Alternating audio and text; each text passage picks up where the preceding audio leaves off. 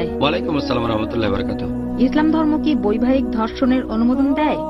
বোন প্রশ্ন করলেন ইসলাম কি বৈবাহিক ধর্ষণের অনুমোদন দেয়। ম্যারাইটাল রেপ এই শব্দটা চালু করেছে পশ্চিমা মিডিয়া।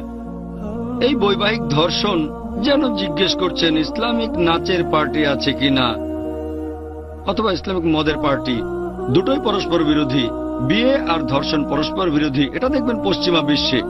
যেন বলছেন একজন লোক লম্বা এবং বেটে অথবা মোটা চিকন মানুষ দুটোই অপোজিট।